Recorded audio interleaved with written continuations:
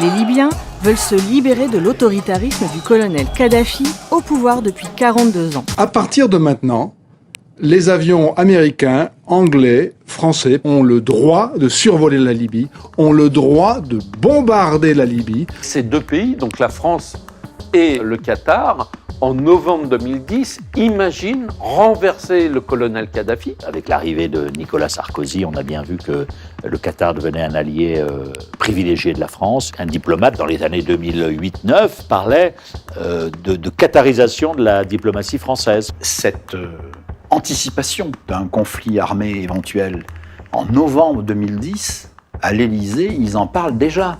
Et le Qatar s'engage à financer la guerre, en réalité. On sait qui aime l'argent du Qatar et qui aime le Qatar. C'est là où on voit toute la stupidité du personnage Bernard-Henri Lévy. Je ne suis pas un homme politique. C'est qu'à aucun moment, il ne réfléchit. Je ne suis pas un homme d'action. Aux conséquences. Ce sang-là, il l'a sur les mains. C'est de sa responsabilité. Mais je pense comme vous qu'il vaut mieux faire que dire. Il devrait au moins présenter ses excuses. La liberté finit toujours par l'emporter sur la tyrannie. Nous avons une dette à l'égard de la Libye et des Libyens. Très claire. Qui est une décennie de désordre. Blast poursuit son voyage dans les coulisses de la diplomatie secrète de l'Émirat. Cette semaine, nous vous embarquons au nord de l'Afrique où, il y a 11 ans, Mouammar Kadhafi, dictateur de son État et maître de la Libye, finissait sa vie dans le sang, tué d'une balle dans la tête sur le bord d'une route à Sirte. Bienvenue à bord pour ce 6e volet de notre grande série vidéo Qatar Connexion, l'escale libyenne.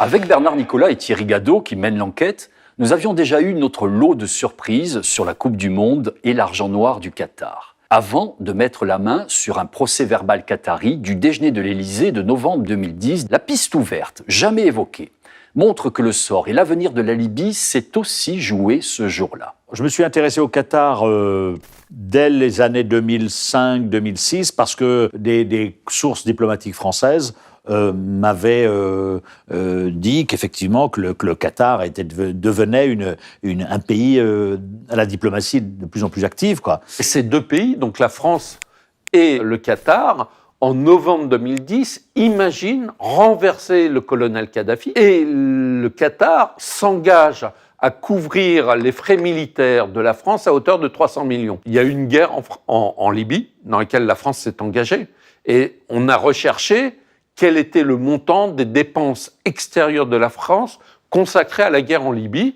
Et le chiffre qui a été officiellement donné par le ministre de la Défense de l'époque, qui était Gérard Longuet, un chiffre qu'il a communiqué en novembre 2011, après la chute de Kadhafi, c'est 300 millions. Ça correspond exactement à la somme qui est indiquée. Avec l'arrivée de Nicolas Sarkozy, on a bien vu que le Qatar devenait un allié privilégié de la France. Un diplomate, dans les années 2008-9, parlait de qatarisation de la diplomatie française, quoi. Le colonel Kadhafi et son régime sont tombés en octobre 2011 avec l'intervention militaire française au nom d'une résolution du Conseil de sécurité de l'ONU, la résolution 1973. À partir de maintenant, les avions américains, anglais, français ont le droit de survoler la Libye, ont le droit de bombarder la Libye de façon à faire respecter ce qu'on appelle une zone d'exclusion aérienne. Le 19 mars 2011, Nicolas Sarkozy annonce l'engagement des forces françaises pour raisons humanitaires.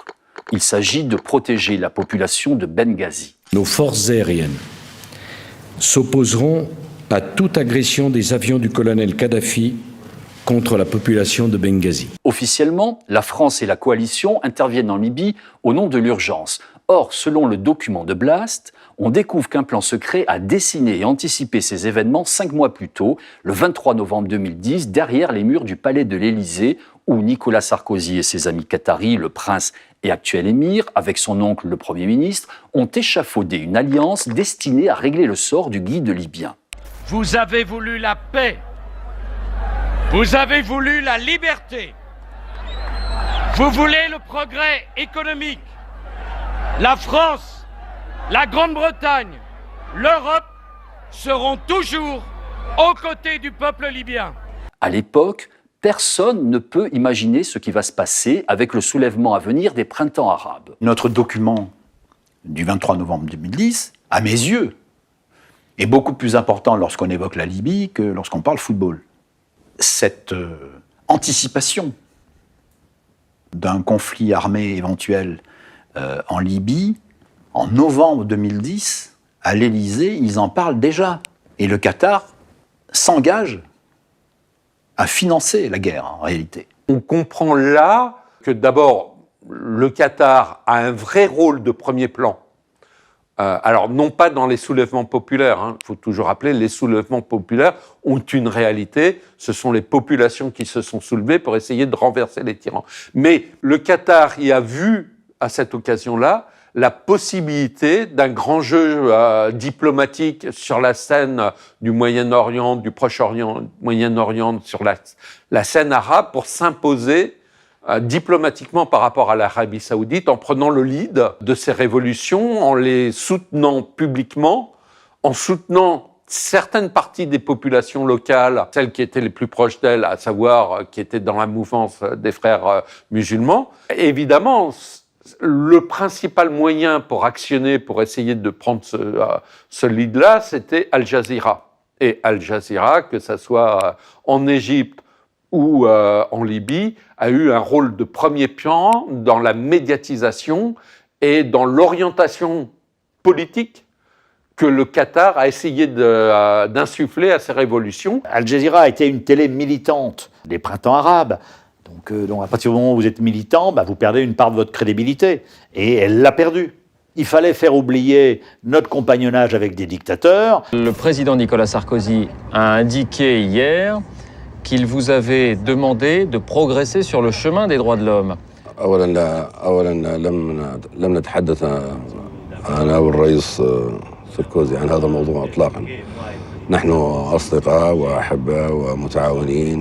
Et donc, pour faire oublier, il fallait apparaître à la proue de la révolution.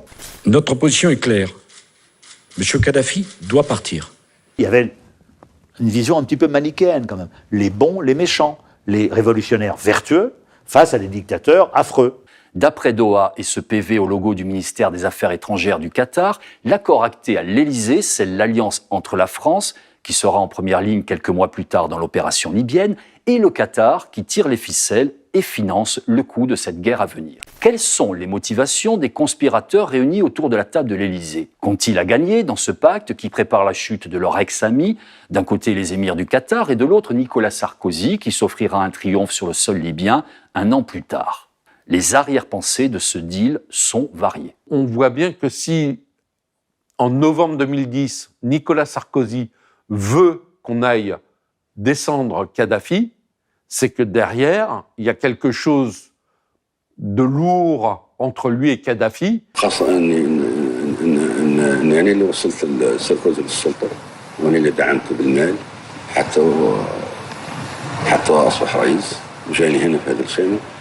Et évidemment, on pense immédiatement aux enquêtes et aux révélations qui ont été faites par Mediapart sur le financement occulte de la campagne de 2007. Il y avait des négociations entre Total et Mouammar Kadhafi et la Libye pour l'exploitation de gisements au large de la Libye. Le Qatar était très intéressé, lorgnait aussi là-dessus, et voulait rentrer dans le jeu. Kadhafi a dit non, je ne veux pas du Qatar. Et à partir de là, est-ce qu'il a signé ce jour-là son arrêt de mort? En tout cas, ce qui est certain, c'est qu'il ne s'est pas fait un ami. Cette hypothèse d'une volonté qatarienne de contrôler le gaz libyen est assez recevable. Il y avait une dimension énergie dans ce projet-là et qu'a contrarié à un moment ou à un autre Kadhafi. Le colonel Kadhafi, comme d'autres chefs d'État de la région, se méfiait énormément du Qatar et refusait que le Qatar rentre dans ces négociations et accepte un deal à trois entre la France via Total, le Qatar et lui. Ce n'était pas une guerre du bien contre le mal, c'était une guerre pour renverser Kadhafi pour les intérêts stratégiques, diplomatiques, industriels, financiers de la France et du Qatar. Il est clair que le Qatar avait tout intérêt à ce que Kadhafi tombe et que la Libye soit fragilisée pour éventuellement récupérer des marchés. En l'absence d'un cessez-le-feu immédiat et d'un retrait des forces qui ont attaqué les populations civiles au cours des dernières semaines, nos pays auront recours à des moyens militaires.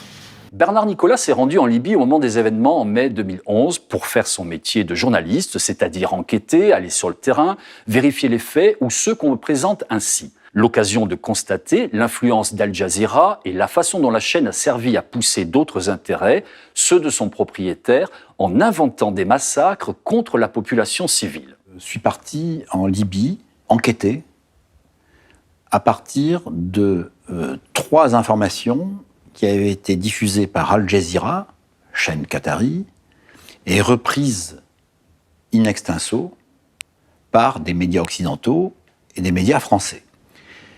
Ces 3 informations faisaient état de massacres organisés par les troupes de Mouammar Kadhafi qui visaient son peuple. Bon, mon objectif, c'était d'aller vérifier, comme une enquête criminelle, entre guillemets, d'aller vérifier sur place si ces informations étaient avérées ou pas. J'ai interviewé des gens, les bâtiments n'avaient aucun stigmate de combat, tout était faux. Les marchés étaient pleins de victuailles, les écoles fonctionnaient parfaitement, la vie était tout à fait normale à Tripoli à ce moment-là. Donc je suis rentré à Paris et j'ai fait le tour des médias, certains avec lesquels j'avais travaillé déjà, donc ils me connaissaient, etc. Je leur ai dit ce que j'avais dans mon bagage, ça ne les a pas intéressés. Et c'est à ce moment-là que par hasard, comme ça, j'ai croisé Ronnie Broman, l'ancien président de Médecins sans frontières, qui m'avait dit « Mais, monsieur Nicolas, personne ne vous écoutera, vous êtes inaudible. Vous avez bien vu, tous les journalistes français sont partis avec le casque lourd et le gilet pare-balles à la guerre. Ils sont partis à la guerre. Et donc, vous dites qu'ils sont partis pour rien, que tout était bidon, que c'était des faux prétextes.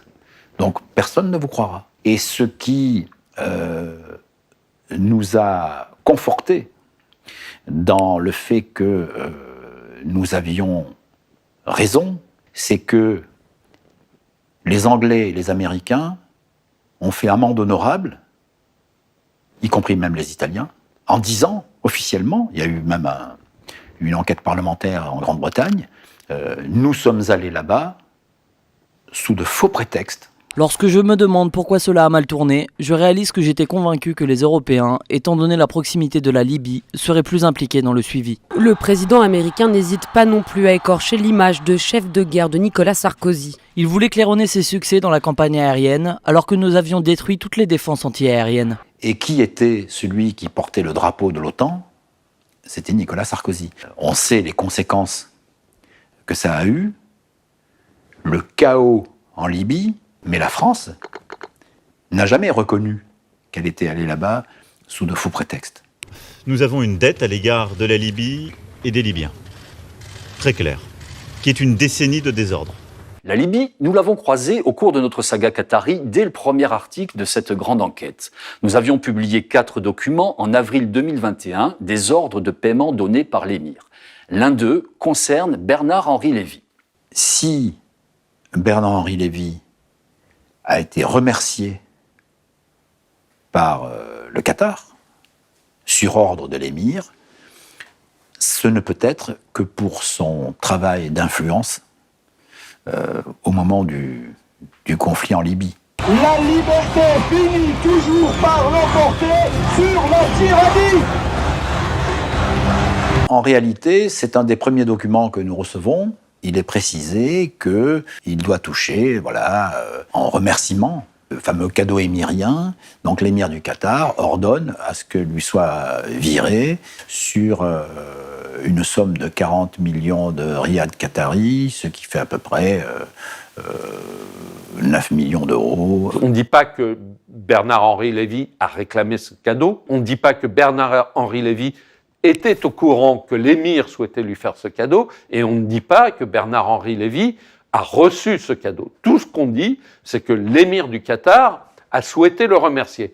Le simple fait d'avoir dit ça, On a eu le droit à 2 procès, et peut-être un 3e si Bernard-Henri Lévy se pourvoit en cassation, puisqu'il a perdu les 2 premiers procès, exactement dans les mêmes termes, à savoir qu'il n'y avait pas de diffamation. On peut comprendre la raison de ces procès, non pas parce qu'on dit qu'il peut toucher de l'argent de la part de l'émir. Je ne pense pas que ça soit ça qui déclenche le procès. Je pense que ce qui déclenche le procès, c'est de mettre au jour le véritable rôle de BHL dans la guerre en Libye. What we can bring to you is 3 things. Number 1, no-fly zone. Number 2, bombing of the airport of Sirte, of the airport of Sema, and the bombing of the bunker of Gaddafi. Number 3, the legitimate representative of the Libyan people cannot be Gaddafi now. We take the plane tomorrow, we are in Paris Monday morning, and President Sarkozy will receive you at Palais de l'Élysée. On essayait de donner une image catastrophique du pays.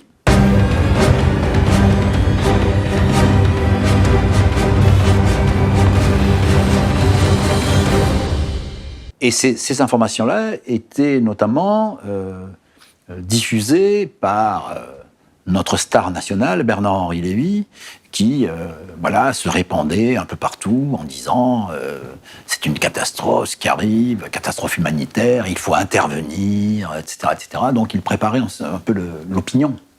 C'est là où on voit toute la stupidité du personnage Bernard-Henri Lévy, c'est qu'à aucun moment il ne réfléchit aux conséquences d'un effondrement de la Libye en Afrique du Nord. Est-ce qu'on peut dire aujourd'hui, Bernard-Henri Lévy, que vous êtes responsable du déclenchement d'une guerre? Aussi simplement que ça? Non. Lui se glorifie d'avoir renversé et fait assassiner Kadhafi, mais d'avoir aussi provoqué la mort de milliers, de dizaines de milliers d'Africains pauvres. Il n'en a rien à faire. Est-ce que vous acceptez une part de responsabilité dans la faillite qui a suivi l'intervention en Libye? J'accepte une part de responsabilité dans tout. Ce sang-là, il l'a sur les mains, c'est de sa responsabilité. Il a participé à la déstabilisation de cette zone. Il devrait au moins présenter ses excuses. La révélation de ce document aurait pu nous tuer alors que Blast venait de se lancer. Nous avions évidemment sollicité BHL avant de publier pour l'interroger. Le philosophe a tout fait pour ne pas nous répondre. Avant, une fois notre article publié, de saisir la justice pour crier à la diffamation et demander une amende tellement importante que Blast aurait pu mettre la clé sous la porte. Curieuse méthode. Une décennie après les événements qui ont conduit au renversement du régime de Mouammar Kadhafi, que le pacte de l'Élysée a scellé et que BHL a contribué à légitimer. Un sentiment de libération dans cette foule à Tripoli et à Benghazi. Pour moi, un vrai sentiment de fierté pour l'Europe et pour la France. Voilà, la France, Nicolas Sarkozy, David Cameron, ont fait là quelque chose d'historique. La Libye est un champ de ruines. En 2016, une commission d'enquête du Parlement anglais a établi dans un rapport implacable que les événements et le martyre de Benghazi n'ont pas existé. La France n'a jamais voulu faire ce travail d'introspection pour regarder la vérité droit dans les yeux. La France est décidée à assumer son rôle devant l'histoire. Je vous remercie.